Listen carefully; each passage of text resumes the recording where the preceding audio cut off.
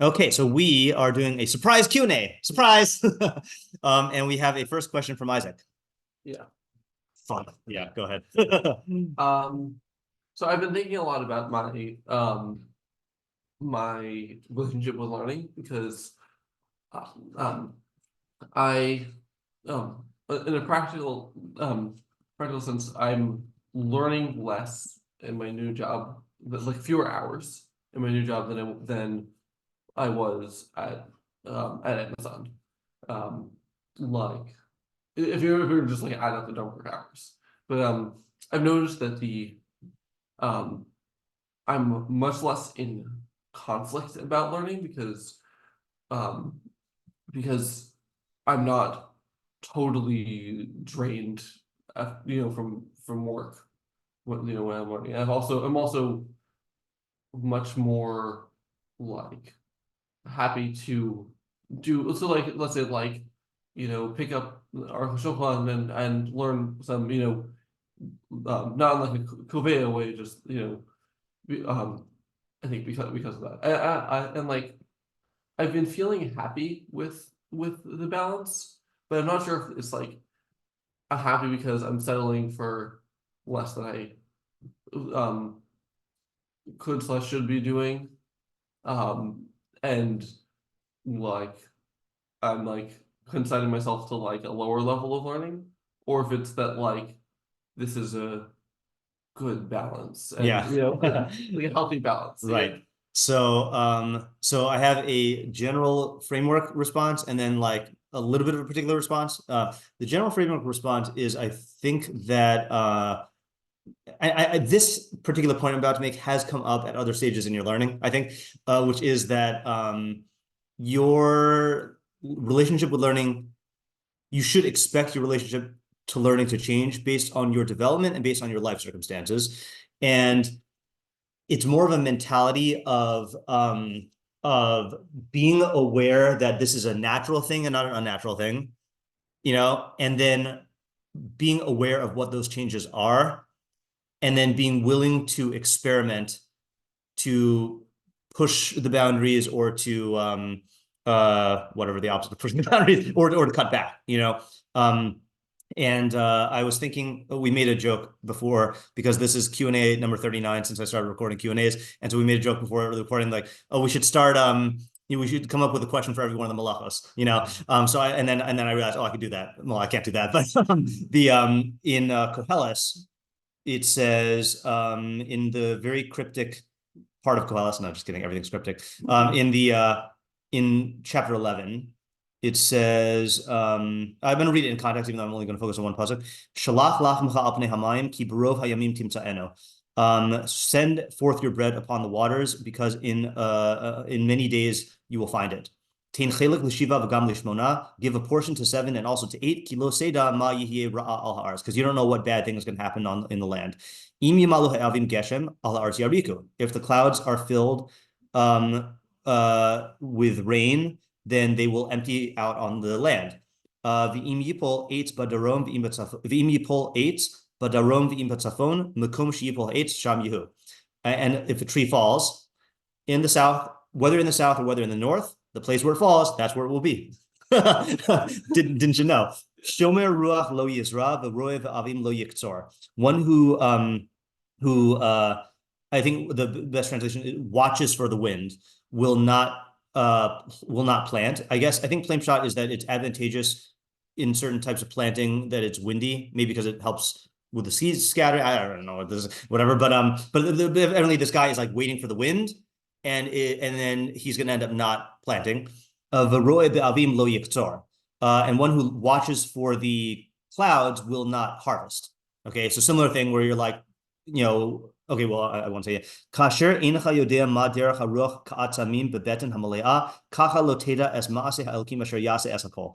Difficult pasuk to translate. Just like you don't know the way of the wind, ka'atamim. What is atamim here? What is the way of the wind, or how the bones? Like the bones growing in the pregnant belly, kacha, or you don't know. I think it means that you don't know like what the nature of the fetus is going to be. So too, you don't know the act of God who does everything. but here's the pasuk I wanted to get to for Zorea, which is the first of the 39 malachos. Yeah. Okay. Baboker zara es zarecha v'la erev al tanach yadecha. In the morning, sow your seeds, and in the evening, do not let your hand rest. Ki eincha yodea eze yichshar hazeh ozeh v'im shnehem ke'echad tovim. Because you don't know which one is going to be kosher, which one's going to like end up being good, this one, or maybe both of them are going to be good. Okay, so I believe Chazal on this, that's why I'm looking at the Torah Tamima. I mean, they darshan in many ways. Okay, so one drasha is in Yevamot Samach Beis Amud Beis. Rabbi Kiva Omer Hayu, I think it's Hayu lo Adam. Oh no, Hayu lo Adam Talmidim bialduso, Yihu lo Talmidim biziknuso. If a person had Talmidim in his young age, in his youth, he should have Talmidim in his old age. Okay, so that's very poignant coming from Rabbi Akiva, obviously, right? Because that's what we're mourning now, is he had 24,000 students who died from the first batch, and then he set up 5 or 7 more, depending on which thing you go to. So you should have Talmidim. So with teaching, there's like your early years of teaching, and then there's your later, your older years of teaching. Then with learning also, but Rabbi Yishmael Omer im lamad Torah b'na'arusacha lamod b'ziknusacha. If you learn Torah in your youth, learn it in your old age. You don't know which one's going to be kosher. You don't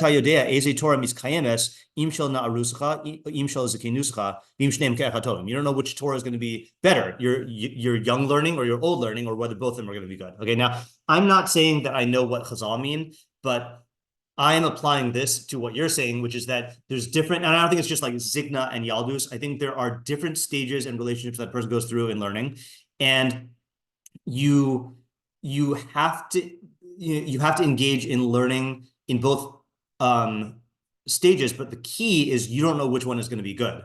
I think it's very easy to fall into the trap of looking at your halcyon yeshiva days as like pristine, and like I was able to learn without distractions or whatever, or I had more hours, or like I was not conflicted in my learning, or vice versa. I know that's not what you're saying, but and I think the key is you have to go with, the key is like this: you have to continue learning, and you have to be aware that you don't know which learning is going to end up being good for you. I think that's like the main message here: is you don't know what Ezehu Yichshar Shneim Ke'echad Tovim. Yeah. What would it mean that it's not good for you? I don't know if it is dafka not good, because all learning is good, but inferior, I would say, like, or doesn't come to fruition in the way that you were hoping, I can give examples from Rabbi Moskowitz, that to my knowledge, then there were like 3 phases of Rabbi Moskowitz's learning. This is my, Rabbi Moskowitz, my Rebbe, is that he used to, I don't know what the time frame of this was, but he said when he was young, so I think this means before he went into teaching, he wanted to be a posek, so he was very, very halacha oriented in his learning. And then the way he expresses it is he realized he doesn't have the memory to be a posek. He doesn't have a good memory, so he had to switch gears. So then he focused on methodology and musar, and he had his early phase of his teaching career, which was he was an itinerant teacher going from community to community in different places, and then finally. And that I think lasted until his late 30s, early 40, when he settled when he was teaching in Pittsburgh. And then that's when he had his group of Talmidim that became like one of the early groups of Talmidim in Yeshiva. And then he came to Yeshiva, then he went to Seattle. And then there's the long, golden age of Rabbi Moskowitz for the decades after that. And I bet if you asked him right after he had his letdown of, I can't be a posek, I bet he would say like, I have to consign myself to an inferior form of learning, because he was idealizing that, and then maybe when he was trying to be this teacher and going from place to place, he also had a different idea. That's the period I know the least about. He had a different idea of what his learning should be, and then it ended up being that the learning later was the good one, and the Talmidim later ended up being the better ones. So like things don't play out the way that you think, and I think like having this rigid idea of what my learning is supposed to look like can inhibit you from growing with your learning and growing with your life circumstances. And I think the key to realizing it really is saying like that the tale of the farmer of good, bad is hard to say, like you don't know which learning is going to end up being good. Okay. So that's like one, I think that's like the overall framework. And I want to give another example in my own life in terms of, I think practically what you should do is if your learning is working out, ride that wave. Okay. But you do need to reflect People reflect in different ways. Reflect on have things changed, at any point. And it could just be a matter of like checking in with yourself on like, let's say you're saying like, you're learning fewer hours now, right? But let's say the hours continue to dwindle and you don't realize it, and you have to ask yourself, is there a reason why they're continuing to dwindle? Like, could I be pushing myself more? And I'll give an example of this is I had my first year in teaching in yeshiva here, that was the overwhelming year of teaching like more than 30 shiurim a day and totally depleting myself. The second year was the mental health recovery period where I dialed back on everything except the bare minimum, requirements. And then the third year was where aiming to strike a balance. And part of that balance was being kovea free time for myself. Okay. And I was very rigid about like when I was learning, when I was teaching, when I was preparing, and then when I was having free time, because I knew from prior experience in teaching high school, I need the free time and it's going to make my learning hours more productive. And I also knew that because I pushed myself overboard that first year, I burned out. But then what happened this year is I found myself into this weird situation where I now am not kovea time for free time and I'm just writing and preparing most of the time, and I'm surviving. Like not just surviving, I'm thriving, but like the mental realization is like, oh, I could do this, So it's one of those things where I was absolutely convinced that I needed to give myself this free time, and I was rigid about it, and that was proper for that time period, But I allowed myself to experiment, and then realize like, oh, I can do more than I'm capable of, and I'm not burning out, he says famously before he burns out. Yeah. So like I'd say that's my general answer. So if it's working now, great, but check in on yourself. And for me, it's very easy to check into myself because I'm tied to the school year. So there's a natural resetting of things at the beginning of every school year. But I think when you're outside the school system and it's just endless life until retirement, then like, maybe use the moadim, maybe use some form of, it could be a monthly thing, maybe for you, it's not regular. Maybe you are just really good at monitoring yourself, and there's also practical stuff like with chavrusas. This is a thing that did happen to me this year that was not good it was mostly due to my new job, is like I had certain chavrusas that were a weekly thing. And because I was getting used to my new job, I frequently canceled. And then before I knew it, then we're in the spring and I haven't had these chavrusas, so I had to like step that up again and then reestablish all those chavrusas. So like, but you got to like monitor yourself. So that's my general answer. Yeah. Could you speak to the quantitative versus quality? Yeah, is that quality is better than quantity? That's the answer. I think there are times when you need quantity in. There are two areas where quantity is better than quality, which is in skill development. Obviously, you have to do quality skill work, but like there's the grind of learning how to read and translate that you need to maximize quantity. And then there's also in certain types of bakios, then there is an ideal where you are doing a lot of quantity. Now it has to be quality in that if you're just doing daf yomi and just like zipping through and not really understanding anything, then there's no point, So, but I think in terms of like your ikar learning, quality is way more important than quantity. Yeah. Yeah. I have another situation when quantity is important. Yeah. If you're in a temporary bad situation where you can't really be like fully invested in your learning, but the quantity is important for keeping that as part of your life. Yeah. As another right. Yeah. Meaning it's an investment, right? We were talking about this week, is that sometimes you need to cut back on your learning in order to invest in future learning.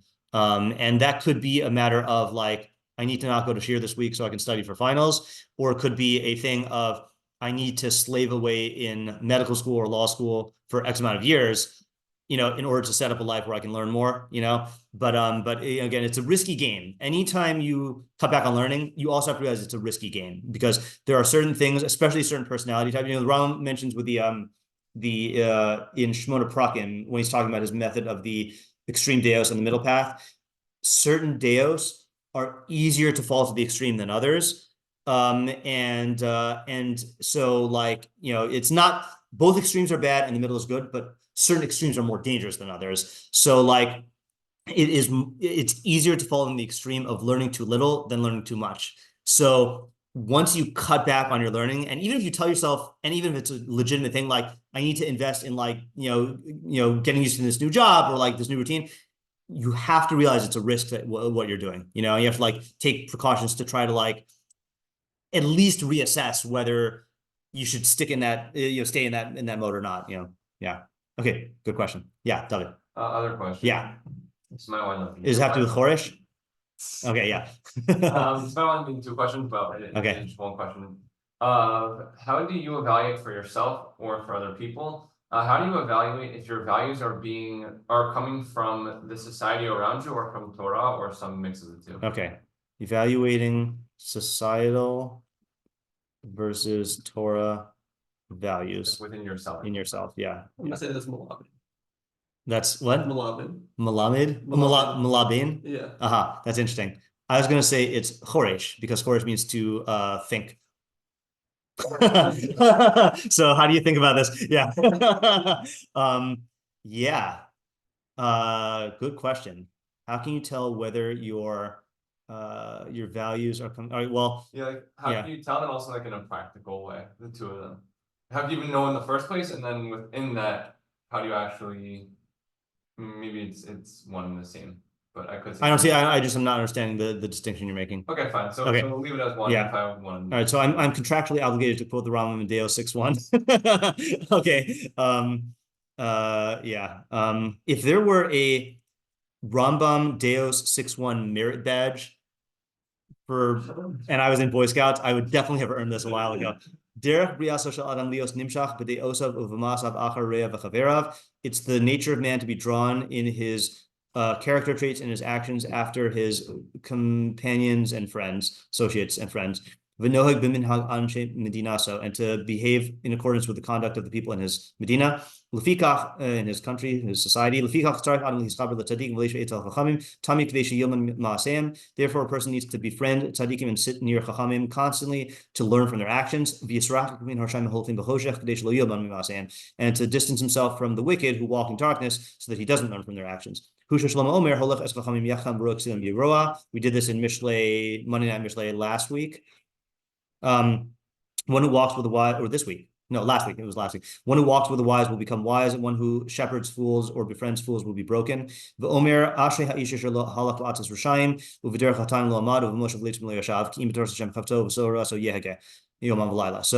happy / praiseworthy is the man who does not follow the counsel of the wicked, doesn't stand on the path of sinners, doesn't sit in the session of scorners, but only in the Torah of Hashem is his desire, and in his Torah he contemplates day and night. Okay, so that's the phenomenon you're talking about, right? Is that you absorb Deos, which we'll translate here as values.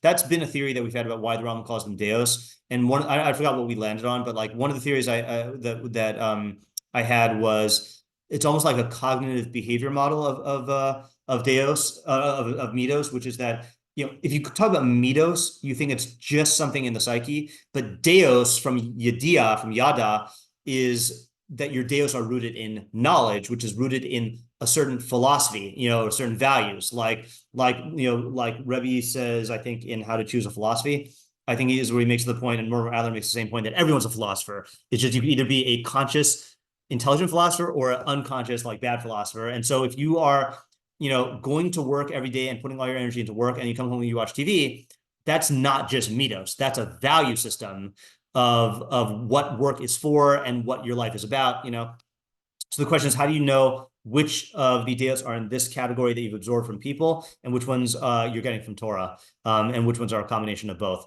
And let's just go read one more Rambam in Deos, because he talks about the actual I think 3 ways you get Deos. He talks about this in the in chapter 1. He says, in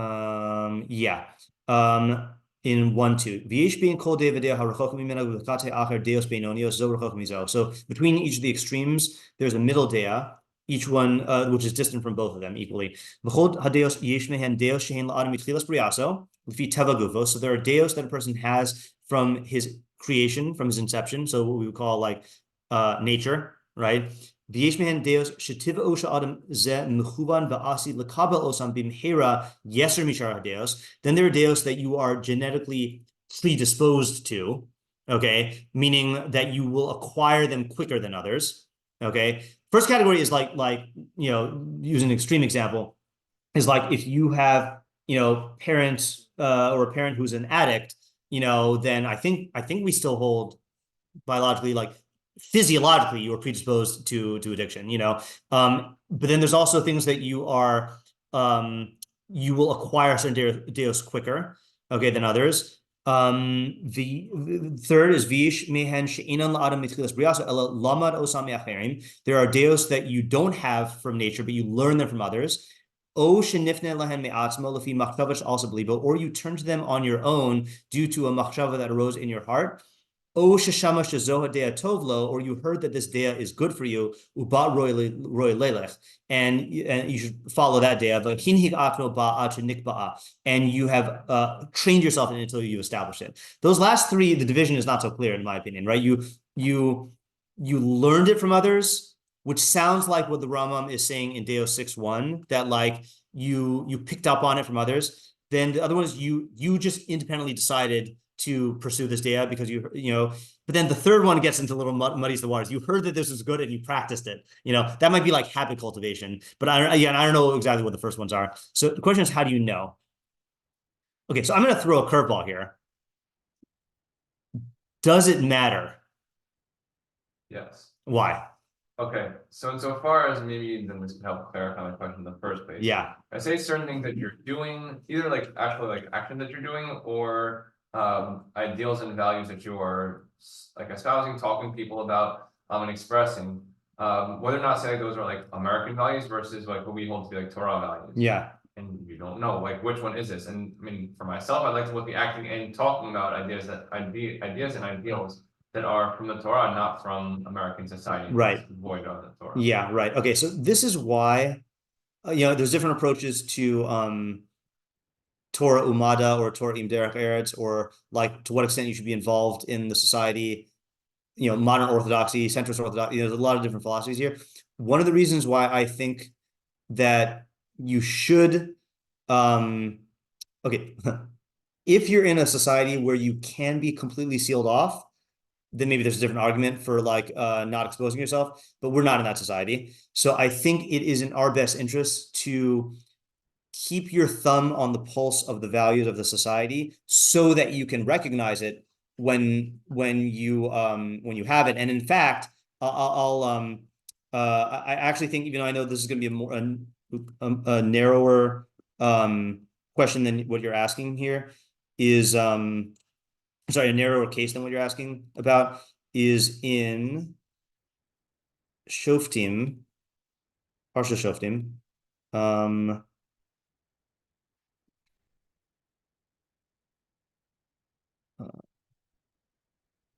18:5. No, 18:9. All right. Kiata ba el ha'aretz asher Adonai Elohecha nosen lach lo simod lasos because toavos hagoyim hahem. When you come into the land that Hashem your God gives you, do not learn to act in accordance with the abominations of those nations. Okay. Rashi, lo tilmod lasos aval ata lamad lahavin ulahoros. But you can, in order to understand and to teach, lahavin ma'aseim kamam hein mekulkalin, to understand their actions, how corrupt they are. Ulahoros levanecha lo tase kach v'kach shezehu chok hagoyim, and to instruct your son, saying, don't do such and such, because that is one of the chukos hagoyim. And remember, chukos hagoyim here, I mean, in strict halachic sense, is avodah zara and arayos, and it is things that people do as a matter of value or custom, not for a practical reason, right? So I think, even though he's talking about avodah zara, I mean, Rashi doesn't even say avodah zara; it's talking about chukos hagoyim, right? So I think this is saying that there are two good reasons that you should be familiar with the toivos of the goyim around you. One is to understand how harmful it is, so that you can make mishlake decisions about about avoiding them. And the other is to people just to identify them, like in the shir I gave yesterday about, in the shir I gave, the secret shir about Arios that I gave on Friday, that is not going to be published anywhere except on my Substack for paid subscribers. Then was it? That's a good shir. Thanks. Then like one of the points is like, you might be so steeped in the sexual chukim of your society that you're incapable of like recognizing them as values that you've been programmed with. You need to like be able to, so you need to study them in order to be able to recognize, oh, that's not what the Torah is, and then to separate yourself. So I think that's the general solution, is you have to study both. You have to learn the Torah's values. You have to keep your thumb on the pulse of society's values, and to what extent and how you do that, that's like, I think, differs from person to person. There's going to be a certain sheer where you're exposing yourself too much, and then you're putting yourself at risk to that. For me, the way I always do it is I do it through certain forms of social media and certain specific certain specific social media accounts where I know it's going to give me a smattering of like what in Judaism, like what society is preoccupied with, and that, and then my students who I interact with, and then you have to have these two frameworks of understanding how corrupt the societal values are, and then being able to identify what they are. I think that's like the overall strategy. And you're saying that as far as like an abstract study, obviously not abstract, but you're saying just like without like taking to internalize, you're saying just like study it outside of myself, and then from there I could then, after I can identify what's what, and then turn back. Yeah, exactly. Yeah, and I'll give you an example of this that was not obvious for me, because I did not realize to the extent to which we were immersed in it. Is 3 summers ago, I think, is when I read Rabbi Shagar's the book that they published of his essays of Shattered Tablets, which was about Judaism and postmodernism. So I had only heard the term postmodernism thrown around by people like like Jordan Peterson and like the podcast circuits or whatever. But I did not realize the extent to which it had permeated modern thinking to the point where people don't know about it. Or let's say like cultural Marxism and stuff. Like I saw the symptoms of these things, but was not familiar enough with the disease to recognize that it was a disease. So I had to like educate myself about it academically, like as a study, and then also become familiar like through exposure of being able to see it in action. So again, I don't think there's a particular course you can chart out for these things. Yeah. Okay. Yeah. I mean, as you're talking, one other thing I was thinking that also probably muddies the water is the fact that there are, I'm sure, plenty of people whose ideas and ideals you do agree with for the most part, like even like people in like Torah communities. Yeah. But you don't know to what extent their values and what they are saying have become influenced by external things. Right. Exactly. Yeah. It's like a Torah source in general, or person I share ideas with in general. Right. Your Torah itself could be tainted by that. I saw the rejoicing just now. So yeah. Also, this is water, but okay. Yeah. I heard that there's a book that you like that I did not like, that we have to talk about, by this guy, not by David Foster Wallace. Clear Thinking. Yeah. So I've been meaning to talk to you about that. Yeah. So again, for those who don't know, this is one of the 10 best things to read in the English language. Okay, David Foster Wallace's "This Is Water" speech, and I'll just read the opening anecdote. Greetings, parent. Okay, fine. I'm not gonna read that part. There are these 2 young fish swimming along, and they happen to meet an older fish swimming the other way, who nods at them and says, "Morning, boys. How's the water?" And the 2 young fish swim on for a bit, and then eventually one of them looks over at the other and goes, "What the hell is water?" Right. So the whole speech is about an elaboration on that mashal of being so steeped in the values and ideas that and habits and default settings around you that you can't even see them, so that's like the only hope is to try to see them and to recognize that this category exists. And yeah, you're not gonna, you're like I mentioned in my my Sunday share yesterday, like during the Civil War, there were rabbis who preached against slavery because they said that, that slavery is wrong and violates the Torah's values. And then the rabbis who preached in favor of slavery because they said, look, the Torah legislates slavery, and clearly this is God's will that certain people should be slaves. And both of them thought that they were, having allegiance to Torah values. It's very hard to, if not impossible, to tell. Like, you can only try. Yeah. Okay, next question. Yes. So, for the Rambam's Shlish program, which I don't pull up. Yeah. How do you tell?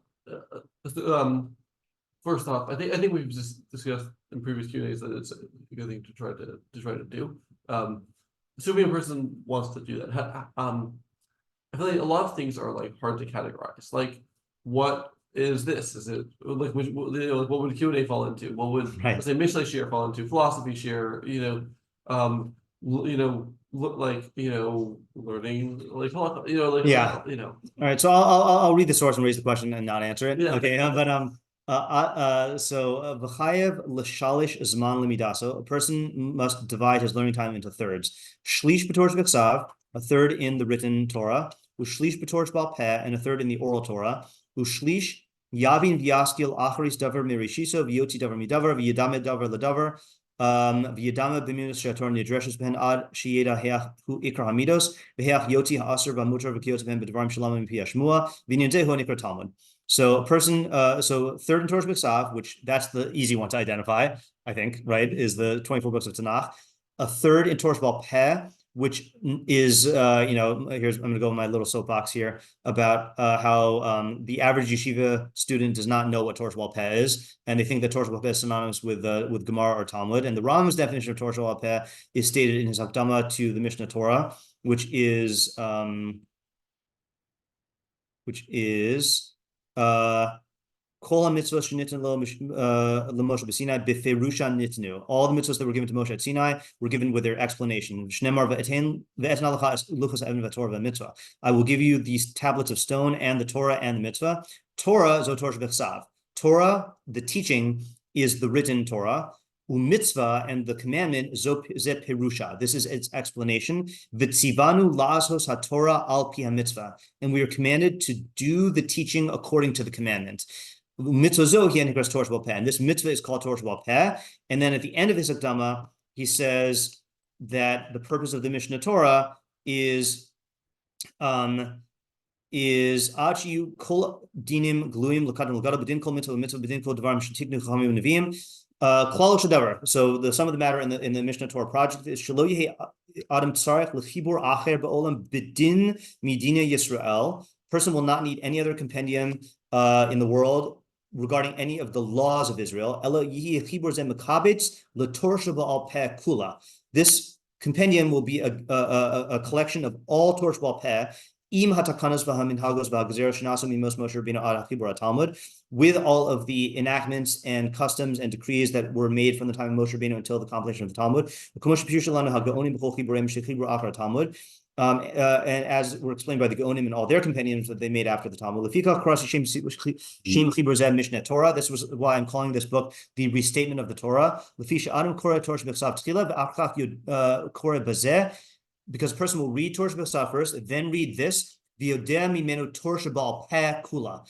he will know all of Torah B'Al Peh. And he won't need any other book in between. So Torah B'Al Peh is the implementation of the teaching in Torah B'Ksav in mitzvos, and the model you should have in your mind is what is Torah B'Al Peh? It's what you would get if you read the Mishnah Torah. Okay, so that is a model. It's not synonymous with Torah B'Al Peh, but that is, what does it mean to sit in a sukkah?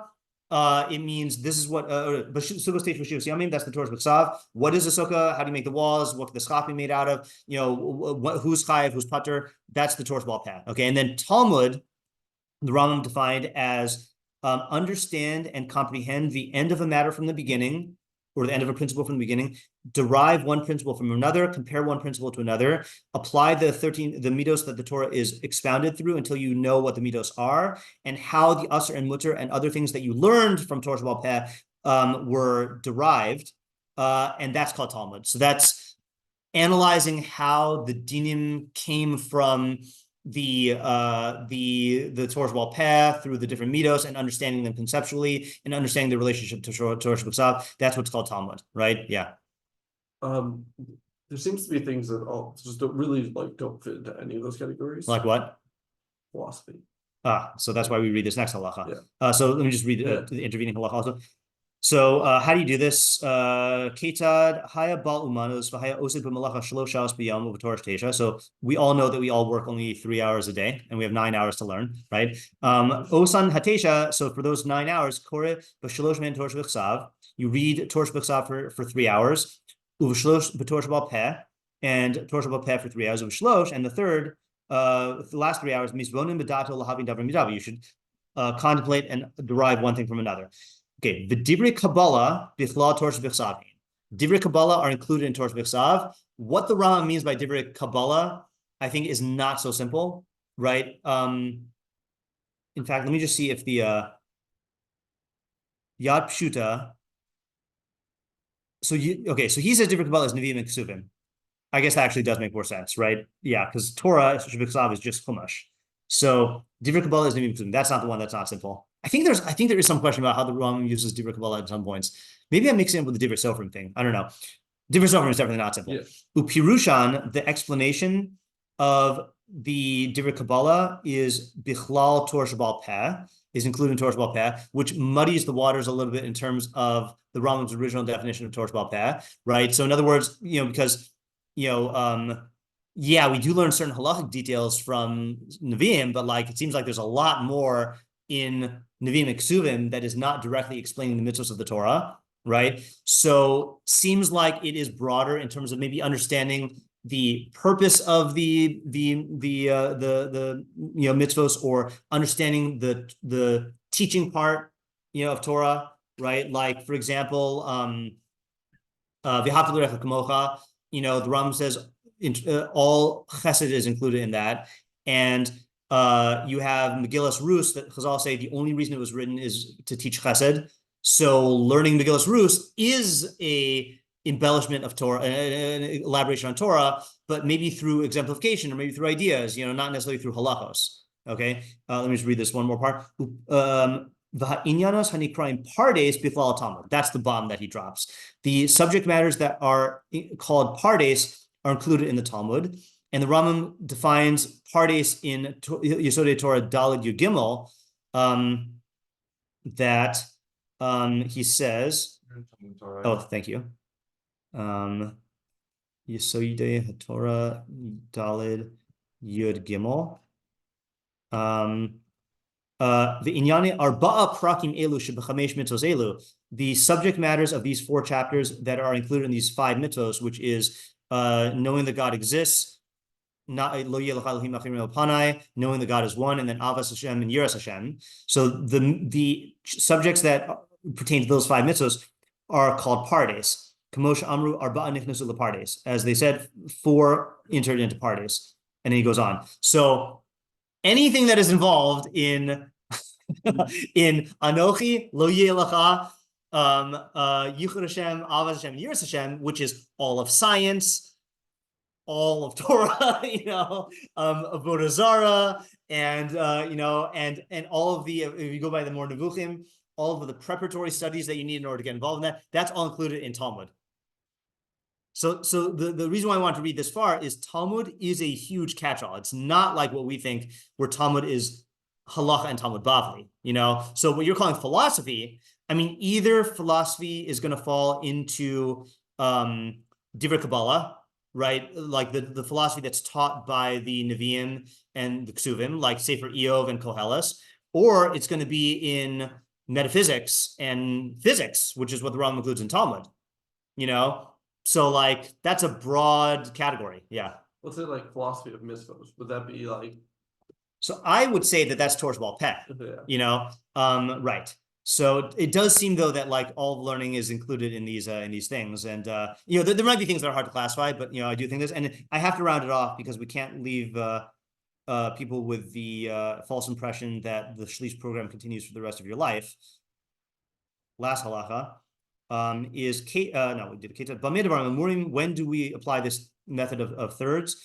B'tchilas Talmudo shel Adam, at the beginning of a person's learning. When a person becomes mature in chachma, and he no longer needs to learn Torah b'chsav, nor to be constantly involved in Torah sheba'al peh. Yikra be'itim mizumanim Torah b'chsav. He should read at set times Torah b'chsav, v'divrei hashmua and Mishnah Torah. So he doesn't forget any of the laws of the Torah.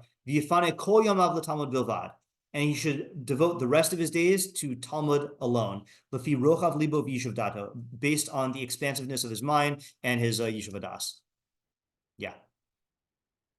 So most stuff is Talmud, but more stuff we think is Torah sheba'al peh, and then Torah b'chsav is something that we should learn. Yeah.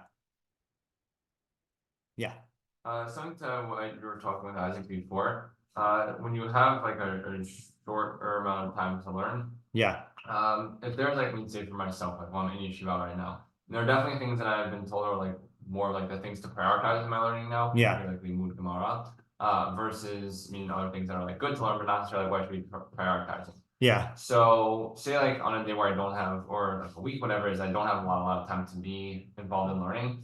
Is there something that's more of the important thing to be learning, or something that might be in a little bit different direction, but more of like mashpeh libi chafetz? Yeah.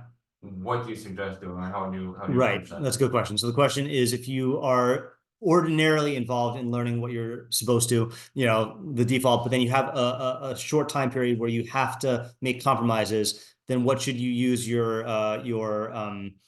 reduced amount of time for? Something that's more important that you should be doing, or something that is more enjoyable, or something else. And given that I will be enjoying whatever it is, but one is like more natural and like stronger enjoyment than... Right. So I don't think it's a one size fits all answer, but I think that the thing you should keep in mind for how to make that decision is what's going to be best for your relationship with learning during that time and in the long run. So meaning there are certain people who, let's say the decision is between keeping up with shiur but just not preparing and just like listening to it versus learning something that they enjoy. There are people who, if they stop shiur for 1 week, just won't be able to get back into the sugya, and that's going to harm their learning later on. There are other people who need to feel productive, and for them, maybe doing something that you can like look back and count the numbers of learnings you've done, being like, oh, I couldn't go to shiur, but I like learned a large siman of the Aruch HaShulchan, maybe that's more important, or for other people, it's going to be keeping up with your, maintaining the health of your love of learning. And for them, maybe doing what you enjoy during that time is better. Or maybe for some people, it's having something to show for your learning, like, there are people who, for them, in the little amount of time in the week that you have to compromise, thinking about something in the parsha so that you can have a discussion with people on Shabbos is a good thing. So I think it should be whatever is going to be better for your long-term health, learning health, and not let the shoulds dictate, what you should be doing. Don't let the shoulds dictate what you should be doing. Yeah.